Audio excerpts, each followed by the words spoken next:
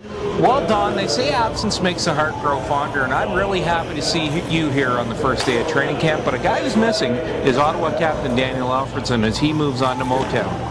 Nobody's talked very much about that story over the last few months, I know, and the players, it's funny too, you ask them, and you know, it's their first training camp here without Alfredson. And how many years did you say? You're writing a story on it? 17 years. 17 years, and you'd think that it'd be really noticeable difference, but I mean, they're used to it now. I mean, it's been 2 months, they're going on without Daniel Alfredson, and I think that it's best for everybody, although I still believe there's parts of this story that we haven't touched on yet, and I'm sure we're going to stumble across them at some point. You know, if you look at this training camp, one of the key elements they brought in when they lost Daniel Alfredson was Bobby Ryan. Bobby Ryan is going to get a chance to play with Milan McCulloch and Jason Spezza. They want chemistry between Spezza and Ryan. I think it's going to be a good fit. I think it might be a dynamic trio. I think that Bobby Ryan is going to be great for us because already he's proven to be a great quote.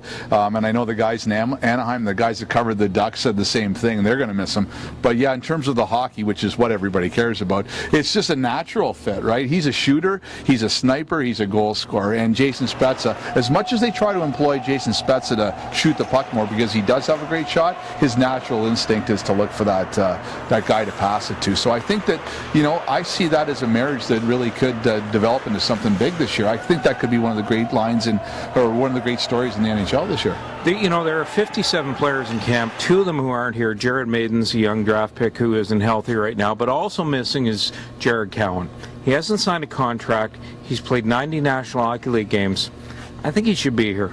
I agree with you. I think that the best thing for Jared Cowan is what he played Jared Cowan, he played 7 games last year. He needs to develop. Hey, everybody knows or expects that he's going to develop into a top 4 defenseman on this team, and maybe a top 2 guy. He could be one of the great shutdown defensemen in the league someday, but he still has to go through the proving points, and he still has to develop, and he still has to be that guy, before he gets paid like to be that guy, but he also has to be that guy, and to do that he has to be here to develop and to play. And on a final note, the expectations for this year, this club made it to the second round of the playoffs. Don, what can we expect from the Ottawa Senators this year? I expect that they will be a playoff team again.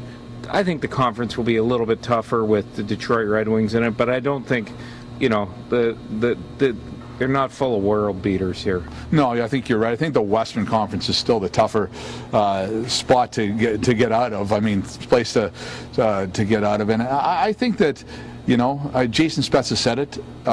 We've raised the bar from after what they did last year in the playoffs, and that's true. The expectations are going to be there. Last year they snuck up maybe a little bit on some people, some teams, maybe a little bit. I don't think there's any of that this year, but I also think that it's a very well coached hockey team, and it's got a good system and good goaltending, and with that you don't have to have the top level talent. They may be lacking some offense, they may not have enough, but I still think that they've got enough to make the playoffs.